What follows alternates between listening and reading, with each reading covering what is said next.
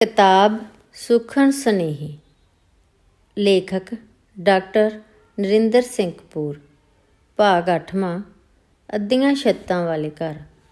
ਮੇਰਾ ਮਿੱਤਰ ਆਪਣੀ ਜ਼ਿੰਦਗੀ ਦਾ ਦਰਦ ਸੁਣਾ ਰਿਹਾ ਸੀ। ਉਸ ਰਾਤ ਮੇਰੀ ਮਾਂ ਬਹੁਤ ਰੋਈ ਸੀ। ਉਸ ਤੋਂ ਪਹਿਲਾਂ ਮੈਂ ਆਪਣੀ ਮਾਂ ਨੂੰ ਕਦੀ ਰੋਂਦਿਆਂ ਨਹੀਂ ਸੀ ਵੇਖਿਆ। ਮੈਨੂੰ ਸਮਝ ਨਹੀਂ ਸੀ ਆ ਰਹੀ ਕਿ ਮੈਂ ਕੀ ਕਰਾਂ, ਕਿਉਂਕਿ ਮੈਂ ਕਦੀ ਵੀ ਕਿਸੇ ਇਸਤਰੀ ਨੂੰ ਇਤਨੀ ਨਿਆਸਰੀ ਅਤੇ ਨਿਤਾਨੀ ਹਾਲਤ ਵਿੱਚ ਨਹੀਂ ਸੀ ਵੇਖਿਆ। ਉਸ ਦਾ ਮੂੰਹ ਦਹਿਸ਼ਤ ਵਿੱਚ ਖੁੱਲ੍ਹਾ ਸੀ। ਉਸ ਦੀਆਂ ਅੱਖਾਂ ਵਿੱਚ ਮਜਬੂਰੀ, ਮਾਯੂਸੀ ਅਤੇ ਲਾਚਾਰਗੀ ਸੀ। ਮੇਰੀ ਹਰ ਮੁਸ਼ਕਲ ਨੂੰ ਹੱਲ ਕਰਨ ਵਾਲੀ ਮੇਰੀ ਮਾਂ ਅੱਜ ਆਪ ਪਰੇਸ਼ਾਨ ਸੀ। ਕੁਝ ਘੰਟੇ ਪਹਿਲਾਂ ਉਸ ਨੇ ਆਪਣੇ ਗਹਿਣੇ ਲਾ ਕੇ ਪਿਤਾ ਜੀ ਨੂੰ ਦੇ ਦਿੱਤੇ ਸਨ, ਪਰ ਉਸ ਰਾਤ ਤਾਂ ਇੰਜ ਲੱਗ ਰਿਹਾ ਸੀ ਕਿ ਉਹ ਆਪਣੀ ਜਿੰਦ ਅਤੇ ਸਾਹਾਂ ਦੀ ਪੂੰਜੀ ਅਤੇ ਆਤਮਾ ਵੀ ਕਿਸੇ ਨੂੰ ਸੰਭਾਲ ਰਹੀ ਹੋਵੇ। ਉਸ ਰਾਤ ਕੁਝ ਤਰਸ ਵਜੋਂ, ਕੁਝ ਹਮਦਰਦੀ ਵਜੋਂ ਅਤੇ ਕੁਝ ਵਾਤਾਵਰਨ ਦੇ ਸਹਿਮ ਵਜੋਂ ਮੈਂ ਵੀ ਮਾਂ ਦੇ ਨਾਲ ਲੱਗ ਕੇ ਰੋਣ ਲੱਗ ਪਿਆ ਸੀ। ਆਪਣੀ ਮਾਂ ਤੋਂ ਪਰੇ ਸੰਸਾਰ ਦਾ ਮੇਰੇ ਕੋਲ ਕੋਈ ਸੰਕਲਪ ਨਹੀਂ ਸੀ।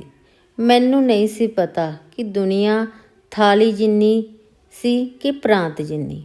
ਉਸ ਰਾਤ ਰੋਟੀ ਪੱਕੀ ਵੀ ਨਹੀਂ ਸੀ ਤੇ ਮੰਗਣ ਦਾ ਹੌਸਲਾ ਵੀ ਨਹੀਂ ਸੀ ਪਿਆ।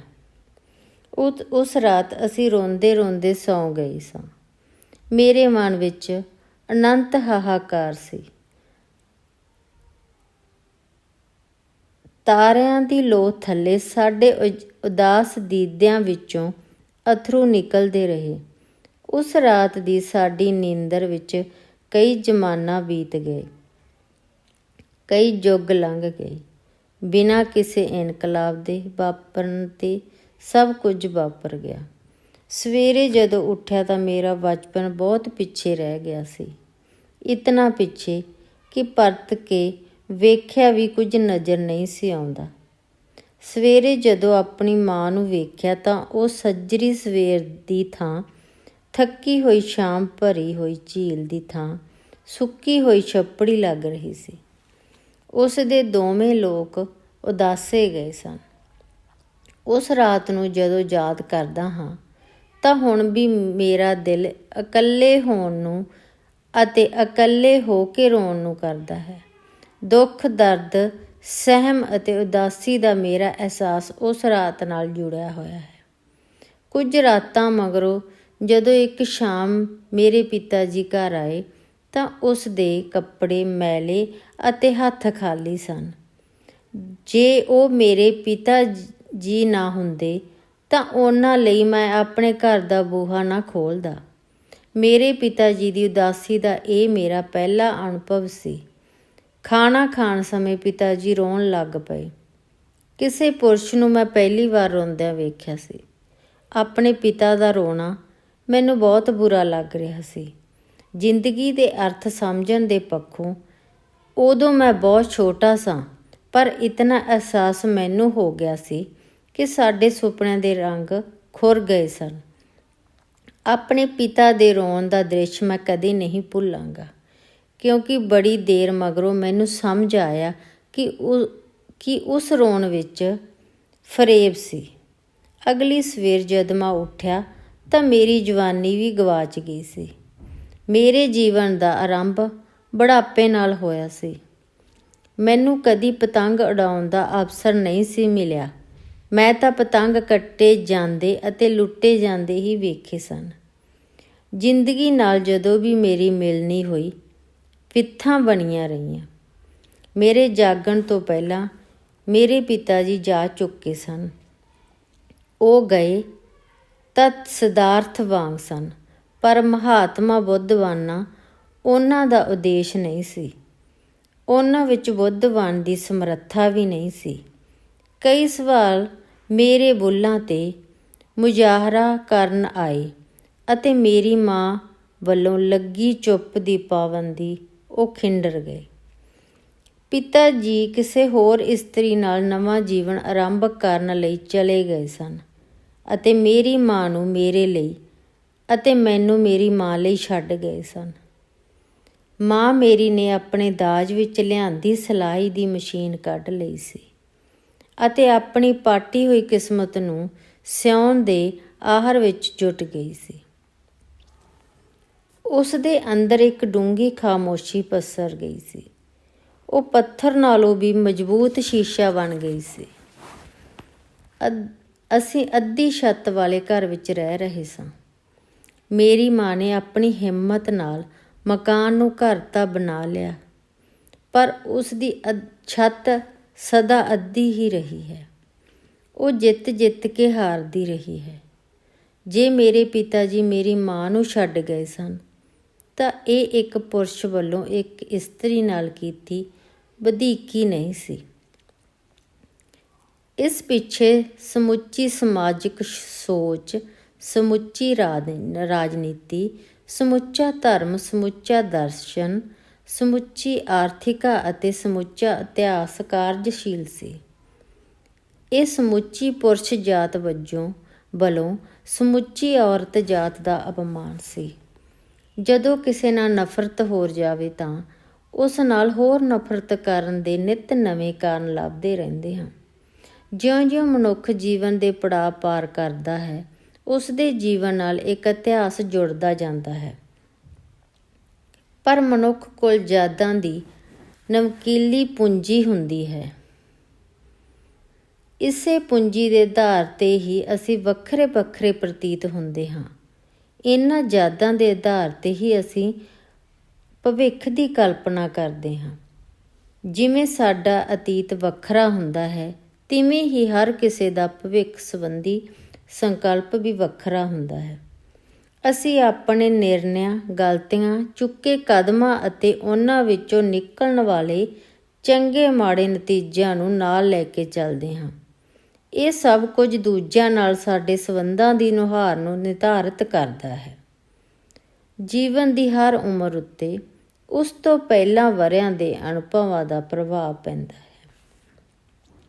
ਜੀਵਨ ਦੀ ਕਿਸੇ ਉਮਰ ਵਿੱਚ ਅਪਣਨ ਤੋਂ ਪਹਿਲਾਂ ਉਸ ਉਮਰ ਵਾਲੇ ਦੂਜੇ ਬੰਦਿਆਂ ਦੇ ਵਿਹਾਰ ਦੇ ਪ੍ਰਮਾਣ ਸਾਡੇ ਕੋਲ ਹੁੰਦੇ ਹਨ। ਆਪ ਵੱਡੇ ਭਰਾ ਬਣਨ ਤੋਂ ਪਹਿਲਾਂ ਕਿਸੇ ਦੇ ਵੱਡੇ ਭਰਾ ਦੀ ਉਦਾਹਰਨ ਅਤੇ ਆਪ ਪਿਤਾ ਬਣਨ ਤੋਂ ਪਹਿਲਾਂ ਆਪਣੇ ਪਿਤਾ ਦੀ ਥਾਂ ਕਿਸੇ ਹੋਰ ਦੇ ਪਿਤਾ ਦੀ ਮਿਸਾਲ ਸਾਡੇ ਸਾਹਮਣੇ ਹੁੰਦੀ ਹੈ।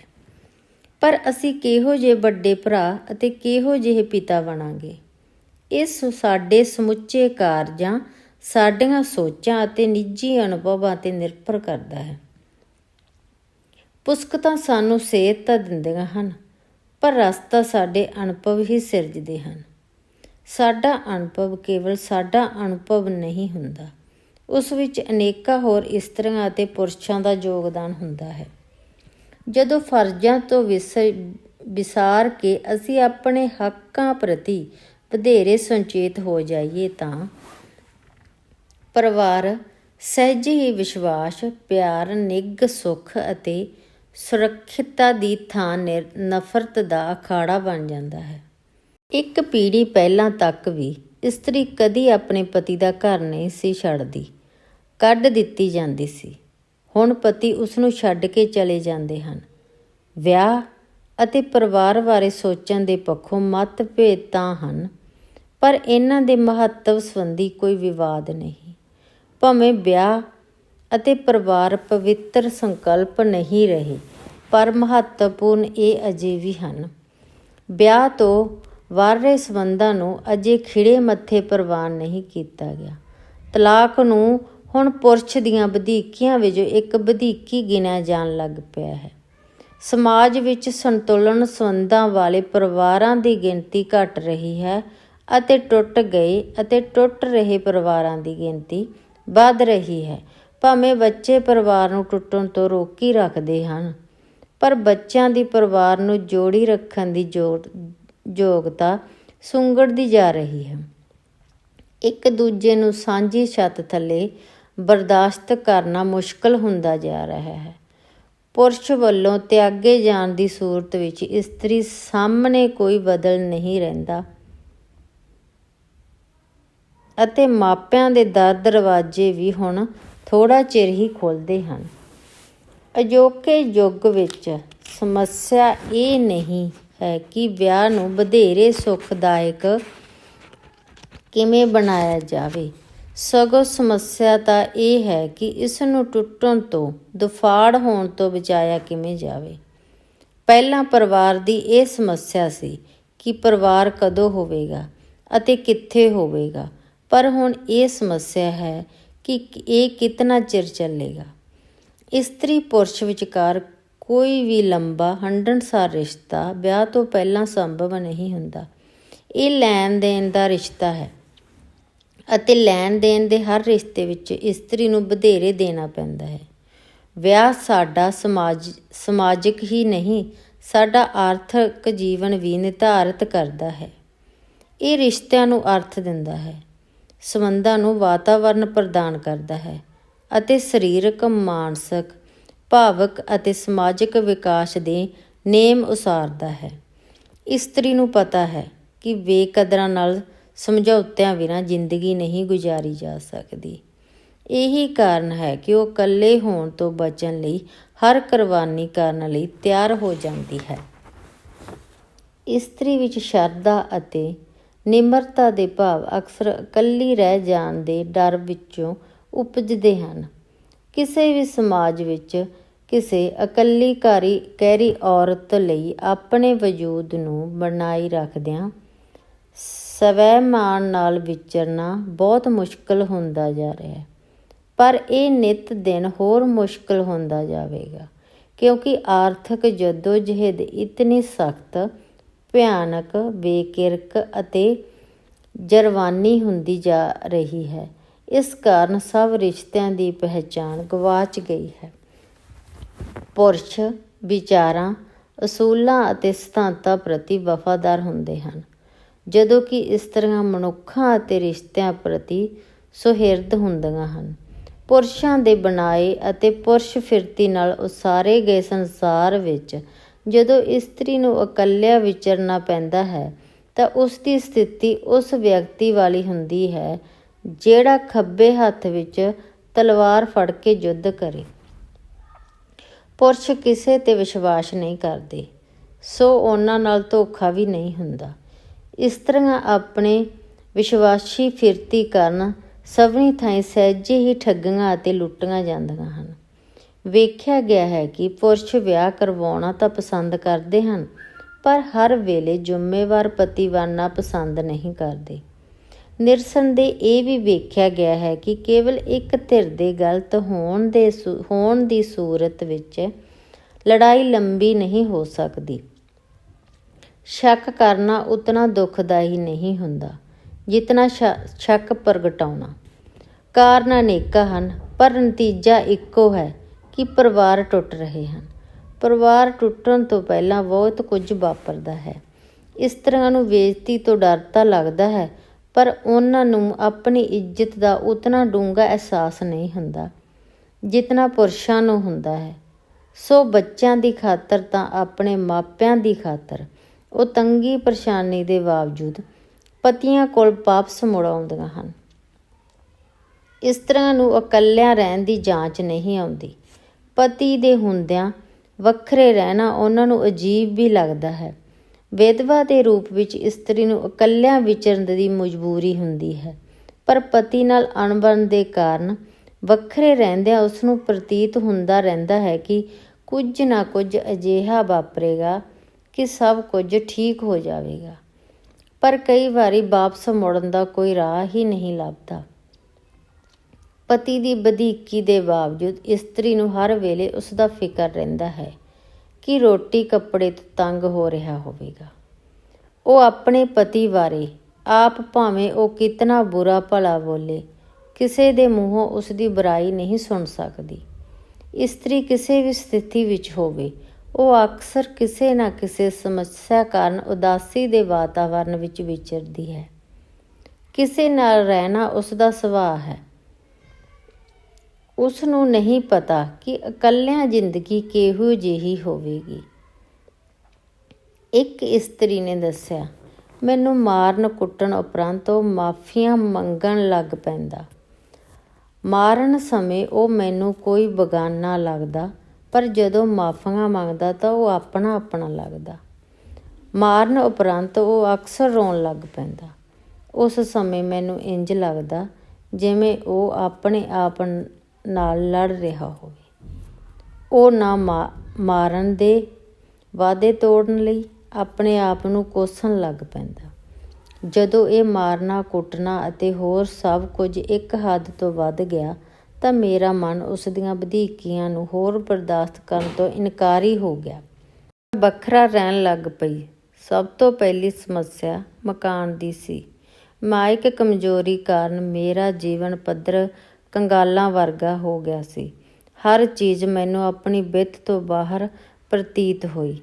ਇਸ ਨਾਲੋਂ ਵੀ ਵੱਡੀ ਸਮੱਸਿਆ ਮੇਰੇ ਮਨ ਵਿੱਚ ਬੈਠਿਆ ਉਹ ਡਰ ਸੀ ਕਿ ਉਹ ਅਚਾਨਕ ਆ ਜਾਵੇਗਾ ਅਤੇ ਮੇਰੇ ਆਲ੍ਹਣੇ ਨੂੰ ਤੀਲਾ ਤੀਲਾ ਕਰ ਜਾਵੇਗਾ। ਕਿਸੇ ਹੋਰ ਸ਼ਹਿਰ ਮੈਂ ਇਸ ਕਰਕੇ ਨਹੀਂ ਜਾ ਸਕਦੀ ਸਾਂ ਕਿਉਂਕਿ ਉੱਥੇ ਮੇਰਾ ਕੋਈ ਵਾਕਫ ਨਹੀਂ ਸੀ। ਮੈਨੂੰ ਨਿੱਤ ਨਵੀਆਂ ਧਮਕੀਆਂ ਮਿਲਦੀਆਂ ਰਹੀਆਂ, ਪਰ ਹੌਲੀ ਹੌਲੀ ਮੈਂ ਆਪਣੇ ਡਰ 'ਤੇ ਕਾਬੂ ਪਾ ਲਿਆ।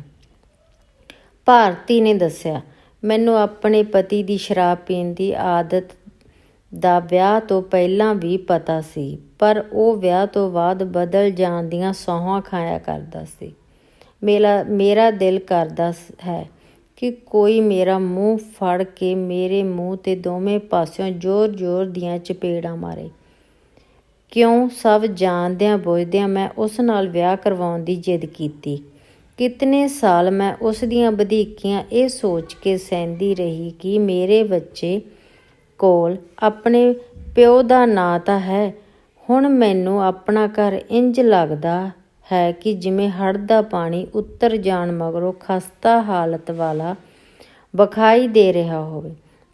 ਮੈਨੂੰ ਨਹੀਂ ਪਤਾ ਕਿ ਮੈਂ ਦੁਖੀ ਹਾਂ ਜਾਂ ਉਦਾਸ ਹਾਂ, ਪਰ ਮੈਂ ਖੁਸ਼ ਨਹੀਂ ਹਾਂ। ਕੋਮਲ ਨੇ ਆਪਣੀ ਹੱਡਬੀਤੀ ਸੁਣਾਈ। ਮੈਂ ਵੱਖਰੀ ਰਹਿ ਰਹੀ ਸਾਂ, ਪਰ ਉਹ ਉੱਥੇ ਵੀ ਆਪਣੇ ਮੈਲੇ ਕੱਪੜੇ ਧੋਣ ਲਈ ਦੇ ਜਾਂਦਾ। ਜਿਸ ਨਾਲ ਨਫ਼ਰਤ ਹੋਵੇ, ਉਸਦੇ ਮੈਲੇ ਕੱਪੜੇ ਧੋਣੇ ਬਹੁਤ ਮੁਸ਼ਕਲ ਹੁੰਦੇ ਹਨ। ਨਾ ਕੇਵਲ ਮੈਂ ਉਸਦੇ ਕੱਪੜੇ ਧੋਂਦੀ, ਸਗੋਂ ਉਹਨਾਂ ਦੀਆਂ ਉਧੜੀਆਂ ਸੀਨਾ ਅਤੇ ਟੁੱਟੇ ਬਟਨ ਵੀ ਠੀਕ ਕਰਦੀ, ਉਹਨਾਂ ਉੱਤੇ ਇਸਤਰੀ ਫੇਰਦੀ।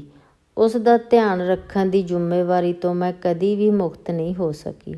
ਮੈਂ ਉਸ ਤੋਂ ਪਰੇਸ਼ਾਨ ਸਾਂ, ਪਰ ਫਿਰ ਵੀ ਮੈਂ ਉਸ ਦੀ ਉਡੀਕ ਕਰਦੀ ਰਹਿੰਦੀ। ਉਹ ਆਉਂਦਾ, ਕੁਝ ਚਿਰ ਚੁੱਪ-ਚਾਪ ਬੈਠਾ ਰਹਿੰਦਾ। ਵੱਖਰੇ ਹੋ ਕੇ ਉਸ ਦਾ ਵਿਹਾਰ ਬੜਾ ਸਾਊਆਂ ਵਾਂਗ ਹੋ ਗਿਆ ਸੀ, ਜਿਵੇਂ ਹਾਰਿਆ ਹੋਇਆ ਜੁਆਰੀਆਂ ਬੜਾ ਸਾਊ ਪ੍ਰਤੀਤ ਹੁੰਦਾ। ਇਹ ਤਬਦੀਲੀ ਪੱਕੀ ਨਹੀਂ ਹੁੰਦੀ। ਜਦੋਂ ਮੈਂ ਕਹਿੰਦੀ, ਹੁਣ ਤੁਸੀਂ ਜਾਓ, ਤਾਂ ਉਹ ਉੱਠ ਕੇ ਟੁਰ ਪੈਂਦਾ। ਮੈਨੂੰ ਬੜਾ ਅਜੀਬ ਲੱਗਦਾ ਕਿ ਮੇਰੇ ਹੁਕਮ ਦੀ ਤਾਮੀਲ ਹੋਣ ਲੱਗ ਪਈ ਸੀ। ਭਵਿੱਖ ਵੱਲ ਵੇਖਦੀ ਤਾਂ ਹਾਂ, ਪਰ ਅਤੀਤ ਭੁੱਲਿਆ ਨਹੀਂ ਜਾਂਦਾ। ਇੰਜ ਲੱਗਦਾ ਜਿਵੇਂ ਇੱਕ ਚੌਂਕ ਵਿੱਚ ਖਲੋਤੀ ਹੋਵਾਂ, ਪਰ ਰਸਤਾ ਚੁਣਨ ਦੀ ਹਿੰਮਤ ਨਾ ਹੋਵੇ। ਨਿਰਮਲ ਨੇ ਦੱਸਿਆ, ਮੈਨੂੰ ਲੱਗਦਾ ਸੀ ਕਿ ਮੇਰੀ ਜ਼ਿੰਦਗੀ ਸਾਵੀਂ ਸੁਖਾਵੀਂ ਨਹੀਂ ਲੰਘਣੀ। ਜਦੋਂ ਉਸਨੂੰ ਸਹਿਣਾ ਸੰਭਵ ਨਾ ਰਿਹਾ ਤਾਂ ਮੈਂ ਉਸਨੂੰ ਗੰਦੇ ਪਾਣੀ ਦੀ ਬਾਲਟੀ ਵਾਂਗ ਡੋਲ ਕੇ ਭੁੱਲ ਗਈ। ਮੈਨੂੰ ਕੁਝ ਨਹੀਂ ਸੀ ਪਤਾ ਕਿ ਮੈਂ ਕੀ ਕਰਨਾ ਹੈ, ਪਰ ਇਤਨਾ ਪੱਕਾ ਪਤਾ ਸੀ ਕਿ ਉਸ ਘਰ ਵਿੱਚ ਵਾਪਸ ਕਿਸੇ ਹਾਲਤ ਵਿੱਚ ਨਹੀਂ ਜਾਣਾ, ਭਾਵੇਂ ਇਹ ਕਿਸੇ ਰਸੋਈ ਨੂੰ ਬੈਠਕ ਵਿੱਚ ਤਬਦੀਲ ਕਰਨ ਵਾਂਗ ਔਖਾ ਸੀ। ਪਰ ਮੈਨੂੰ ਵਿਸ਼ਵਾਸ ਸੀ ਕਿ ਮੈਂ ਇਕੱਲੀ ਰਹਿ ਸਕਦੀ ਹਾਂ। ਇਸ ਚੇਤਨਾ ਨੇ ਮੇਰਾ ਵਿਵਹਾਰ ਬਦਲ ਦਿੱਤਾ। ਪਤੀ ਤੋਂ ਵਿਛੜ ਕੇ ਰਹਿ ਰਹੀ ਰਾਜਵੀਰ ਨੇ ਦੱਸਿਆ, ਇਸਤਰੀ ਦੀ ਸਮਾਜਿਕ ਹਾਲਤ ਤਾਂ ਉਂਝ ਵੀ ਦੂਜੇ ਦਰਜੇ ਵਾਲੀ ਹੁੰਦੀ ਹੈ, ਪਰ ਆਰਥਿਕ ਮੁਸ਼ਕਲਾਂ ਨਾਲ ਜਦੋਂ ਮੇਰਾ ਜੀਵਨ ਪੱਧਰ ਇੱਕਦਮ ਡਿੱਗ ਪਿਆ ਤਾਂ ਮੈਂ ਤਿਲਕੀ ਜ਼ਰੂਰ, ਪਰ ਡਿੱਗੀ ਨਹੀਂ। ਚੀਜ਼ਾਂ ਦੀਆਂ ਕੀਮਤਾਂ ਦਾ ਮੈਨੂੰ ਉਦੋਂ ਗਿਆਨ ਹੋਇਆ ਜਦੋਂ ਮੈਂ ਆਪਣੀ ਕਮਾਈ ਨਾਲ ਉਸ ਨੂੰ ਖਰੀਦਿਆ। ਕਿਤਨੇ ਹੀ ਵਰ੍ਹੇ ਮੈਨੂੰ ਇੰਜ ਲੱਗਦਾ ਰਿਹਾ ਜਿਵੇਂ ਮੈਂ ਮਕਾਨ ਵਿੱਚ ਨਹੀਂ, ਬਰਾਂਡੇ ਵਿੱਚ ਰਹਿ ਰਹੀ ਹੋਵਾਂ। ਮੇਰੇ ਲਈ ਆਰਥਿਕ ਮਜਬੂਰੀਆਂ ਨਾਲੋਂ ਵੀ ਵੱਡੀ ਸਮੱਸਿਆ ਆਪਣੀ ਇਕੱਲਤਾ ਦੀ ਸੀ। ਪਤੀ ਦਾ ਘਰ ਤਿਆਗ ਕੇ ਇਸਤਰੀ ਦਾ ਮਨੋਬਲ ਡਿੱਗ ਪੈਂਦਾ ਹੈ। ਉਸ ਵਿੱਚ ਸੁਣੀਆਂ ਗੱਲਾਂ ਨੂੰ ਦੁਹਰਾਉਣ ਦੀ ਆਦਤ ਪੈ ਜਾਂਦੀ ਹੈ। ਕਿਤਨਾ ਹੀ ਚਿਰ ਮੈਨੂੰ ਲੱਗਦਾ ਰਿਹਾ ਜਿਵੇਂ ਮੈਂ ਰੁਕੀ ਹੋਈ ਖੜੀ ਹੋਵਾਂ। ਪਾਇਲ ਕਹਿ ਰਹੀ ਸੀ, ਅਸਫਲਤਾ ਦਾ ਅਹਿਸਾਸ ਪੁਰਸ਼ ਨਾਲੋਂ ਇਸਤਰੀ ਨੂੰ ਵਧੇਰੇ ਹੁੰਦਾ ਹੈ। ਜੇ ਬੱਚਾ ਹੋਣ ਜਾਂ ਚੀਜ਼ਾਂ ਦੀ ਚੋਣ ਅਤੇ ਪਕਵਾਨ ਵੱਖਰੀ ਭਾਂਤ ਦੇ ਹੋ ਜਾਂਦੇ ਹਨ। ਹੌਲੀ ਹੌਲੀ ਮੈਨੂੰ ਕਿਰਾਏ ਦਾ ਮਕਾਨ ਘਰ ਲੱਗਣ ਲੱਗ ਪਿਆ। ਸ਼ੁਰੂ ਵਿੱਚ ਮੈਂ ਥੋੜ੍ਹੀ ਜਿਹੀ ਉਡੀਕ ਨਾਲ ਹੀ ਥੱਕ ਜਾਂਦੀ ਅਤੇ ਨਿੱਕੀ ਨਿੱਕੀ ਗੱਲ 'ਤੇ ਬਹੁਤ ਧੰਨਵਾਦੀ ਹੋ ਜਾਂਦੀ ਸਾਂ। ਉਦੋਂ ਮੇਰੀਆਂ ਆਸਾਂ ਬਹੁਤ ਨੀਵੀਆਂ ਸਨ ਅਤੇ ਹੌਲੀ ਹੌਲੀ ਇਹਨਾਂ ਦਾ ਕੱਦ ਵੱਡਾ ਹੋਣ ਲੱਗ ਪਿਆ। ਭਾਵੇਂ ਮੁਕੱਦਮਾ ਲੜ ਕੇ ਮੈਂ ਪਤੀ ਤੋਂ ਖਰਚਾ ਬਣਵਾ ਲਿਆ ਸੀ, ਪਰ ਮੈਂ ਉਸਨੂੰ ਅਦਾਲਤ ਵਿੱਚ ਹੀ ਕਹਿ ਦਿੱਤਾ ਸੀ, ਜਾਂ ਤੈਨੂੰ ਮਾਫ਼ ਕੀਤਾ। ਇਹ ਮੈਂ ਇਸ ਲਈ ਕਹਿ ਰਹੀ ਸੀ ਕਿ ਮੇਰੇ ਮਨ ਵਿੱਚ ਉਸ ਕੋਲ ਵਾਪਸ ਮੁੜਨ ਦੀ ਕਦੀ ਵੀ ਇੱਛਾ ਪੈਦਾ ਨਾ ਹੋਵੇ। ਮੈਂ ਆਪਣਾ ਫੈਸਲਾ ਕਰਦੀ ਹਾਂ ਕਿ ਮੇਰੇ ਘਰ ਕਿਸ ਨੇ ਆਉਣਾ ਹੈ ਅਤੇ ਕਿਸ ਨੇ ਨਹੀਂ ਆਉਣਾ। ਮੇਰਾ ਮਨ ਸ਼ਾਂਤ ਹੈ ਅਤੇ ਕਿਸੇ ਪੁਰਸ਼ ਦੀ ਹਿੰਸਾ ਦੇ ਭੈ ਤੋਂ ਮੈਂ ਮੁਕਤ ਹਾਂ। ਊਸ਼ਾ ਦੱਸਦੀ ਹੈ, ਦੀਵਾਲੀ ਵਾਲੇ ਦਿਨ ਮੈਂ ਆਪਣੇ ਦੁਖਦਿਆਂ ਪਾਸਿਆਂ ਨੂੰ ਸੇਕਦੀ ਰਹੀ ਆਪਣੀ ਬੱਚੀ ਨਾਲ। ਜਦੋਂ ਆਪਣੇ ਭਰਾ ਦੇ ਘਰ ਗਈ ਤਾਂ ਕੁਝ ਦਿਨ ਮਗਰੋਂ ਭਾਬੀ ਦੀ ਸ਼ਬਦਾਂ ਵਾਲੀ ਅਤੇ ਵਾਕ-ਬਣਤਰ ਬਦਲ ਗਈ। ਇਸ ਇਸਤਰੀ ਕੋਲ ਕਰਨ ਲਈ ਕੁਝ ਨਹੀਂ ਹੁੰਦਾ। ਉਸ ਵੱਲ ਦੂਜੀਆਂ ਇਸਤਰੀਆਂ ਵੀ ਧਿਆਨ ਨਹੀਂ ਦਿੰਦੀਆਂ। ਨੌਕਰੀ ਤਾਂ ਮੇਰੀ ਲੱਗੀ ਹੋਈ ਸੀ, ਪਰ ਵੱਖਰਾ ਛੋਟਾ ਮਕਾਨ ਲੈ ਕੇ ਰਹਿਣ ਲੱਗ ਪਈ। ਕਈ ਪੁਰਸ਼ਾਂ ਨੇ ਮੇਰੇ ਵਿੱਚ ਦਿਲਚਸਪੀ ਵਿਖਾਈ, ਪਰ ਜਦੋਂ ਮੈਂ ਦੱਸਦੀ ਕਿ ਮੇਰੀ ਇੱਕ ਬੇਟੀ ਹੈ ਤਾਂ ਉਹ ਪਛਾਣਨ ਤੋਂ ਵੀ ਇਨਕਾਰੀ ਹੋ ਜਾਂਦੇ। ਬੱਚੀ ਨੂੰ ਵੇਖ ਕੇ ਕਦੀ ਮੈਨੂੰ ਗੁੱਸਾ ਆਉਂਦਾ, ਕਦੀ ਮੈਂ ਪ੍ਰਸੰਨ ਹੁੰਦੀ। ਮੈਂ ਸੋਚਦੀ ਮੇਰੇ ਕੋਲ ਕੁਝ ਤਾਂ ਹੈ, ਪਰ ਉਹੀ ਮੈਨੂੰ ਆਪਣੇ ਰਾਹ ਦੀ ਰੁਕਾਵਟ ਵੀ ਲੱਗਦੀ। ਬੱਚਿਆਂ ਪ੍ਰਤੀ ਇਸਤਰੀਆਂ ਵਧੇਰੇ ਜ਼ਿੰਮੇਵਾਰੀ ਅਨੁਭਵ ਕਰਦੀਆਂ ਹਨ। ਕਈ ਮਹੀਨੇ ਮੈਨੂੰ ਇੰਝ ਲੱਗਦਾ ਰਿਹਾ ਜਿਵੇਂ ਮੈਂ ਮਲਬੇ ਵਿੱਚੋਂ ਕੁਝ ਲੱਭ ਰਹੀ ਹੋਵਾਂ। ਮੈਂ ਕੰਮ ਅਤੇ ਬੱਚੀ ਨੂੰ ਪਾਲਣ ਦੀ ਜ਼ਿੰਮੇਵਾਰੀ ਵਿੱਚ ਵੰਡੀ ਹੋਈ ਸਾਂ। ਸੋਚਦੀ ਹਾਂ ਕਿ ਸਮੱਸਿਆਵਾਂ ਦੇ ਚੰਗੇ ਹੱਲ ਤਾਂ ਹੋ ਸਕਦੇ ਹਨ, ਪਰ ਜ਼ਰੂਰੀ ਨਹੀਂ ਕਿ ਉਹ ਠੀਕ ਹੱਲ ਵੀ ਹੋਣ। ਇਸਤਰੀਆਂ ਆਪਣੇ ਪਤੀਆਂ ਦੇ ਹੱਥੋਂ ਹੋਏ ਅਪਮਾਨ ਦੇ ਸਾਰੇ ਵੇਰਵੇ ਨਹੀਂ ਦੱਸਦੀਆਂ। ਮੈਂ ਮਹਿਸੂਸ ਕਰਦੀ ਹਾਂ ਕਿ ਗਰੀਬ ਹੋਣਾ ਆਪਣੇ ਆਪ ਵਿੱਚ ਬਹੁਤ ਵੱਡਾ ਅਪਮਾਨ ਹੈ ਅਤੇ ਗਰੀਬੀ ਸਾਹਮਣੇ ਸਾਰੀਆਂ ਪ੍ਰਾਪਤੀਆਂ ਅਤੇ ਹਿੰਮਤਾਂ ਫਿੱਕੀਆਂ ਪੈ ਜਾਂਦੀਆਂ ਹਨ। ਅਸੁਰੱਖਿਅਤ ਹੋਣ ਕਾਰਨ ਮੈਂ ਆਪਣੀ ਜ਼ਿੰਦਗੀ ਨੂੰ ਵਧੇਰੇ ਗੰਭੀਰਤਾ ਨਾਲ ਲੈਣ ਲੱਗ ਪਈ। ਮੈਨੂੰ ਡਰ ਸੀ ਕਿ ਕਿਧਰੇ ਮੇਰੀ ਨੌਕਰੀ ਹੀ ਨਾ ਚਲੀ ਜਾਵੇ। ਮੇਰੀ ਹਾਲਤ ਵਾਹੋ ਦਾ ਹੀ ਟੁਰਨ ਕਾਰਨ ਹਫ ਜਾਣ ਵਾਲੇ ਵਿਅਕਤੀ ਵਾਲੀ ਸੀ। ਖਰਚੇ ਸੰਬੰਧੀ ਮੁਕੱਦਮੇ ਵਿੱਚ ਮੇਰੇ ਪਤੀ ਨੇ ਜਿਸ ਢੰਗ ਨਾਲ ਆਪਣੀ ਗਰੀਬੀ ਅਤੇ ਲਾਚਾਰਗੀ ਦਾ ਪ੍ਰਗਟਾਵਾ ਕੀਤਾ, ਉਸ ਨੂੰ ਸੁਣ ਕੇ ਸ਼ੱਕ ਹੋਇਆ ਕਿ ਇਹ ਉਹੀ ਵਿਅਕਤੀ ਹੈ ਜਿਸ ਨਾਲ ਮੇਰਾ ਵਿਆਹ ਹੋਇਆ ਸੀ। ਸੂਈਆਂ ਨਾਲ ਮੈਂ ਚੁਭੇ ਹੋਏ ਕੰਡੇ ਕੱਢ ਲਏ ਹਨ। ਹੁਣ ਮੇਰਾ ਜੀਵਨ ਟਿਕੇ ਹੋਏ ਸਰੋਵਰ ਅਤੇ ਸੁਰ ਹੋਏ ਸਾਜ਼ ਵਾਂਗ ਹੈ, ਪਰ ਅੰਦਰ ਇੱਕ ਸਦੀਵੀ ਉਦਾਸੀ ਹੈ। ਹੱਸਦੇ ਹੰਝੂਆਂ ਦੀ ਗਾਨੀ ਪਹਿਨ ਕੇ ਸੰਜੋਗ ਵਿਯੋਗ ਦੇ ਮਿਲਵੇਂ ਸੁਰ ਵਿੱਚ ਦਿਨ ਤਾਂ ਕੱਟੀ ਜਾ ਰਹੀ ਹਾਂ, ਪਰ ਅਕਸਰ ਪੁਰਾਣੀ ਪੀੜ ਦੀ ਨਵੀਂ ਰੜਕ ਪੈਂਦੀ ਹੈ ਅਤੇ ਕਈ ਵਾਰੀ ਯਾਦਾਂ ਨੂੰ ਕੁੱਛੜ ਚੁੱਕ ਕੇ ਉਦਾਸੀ ਦੀ ਹਜ਼ੂਰੀ ਵਿੱਚ ਅੱਪੜ ਜਾਂਦੀ ਹਾਂ, ਜਿੱਥੇ ਜਚਵੇਂ ਬੋਲਾਂ ਦੀ ਘਾਟ ਦੇ ਬਾਵਜੂਦ ਧੁਰ ਅੰਦਰੋਂ ਇੱਕ ਹੂਕ ਉੱਠਦੀ ਹੈ। ਅੱਧੀਆਂ ਛੱਤਾਂ ਥੱਲੇ ਅਸੀਂ ਰੁਲ ਗਏ ਵਾਂਗ ਫਕੀਰਾਂ ਦੇ। ਧੰਨਵਾਦ।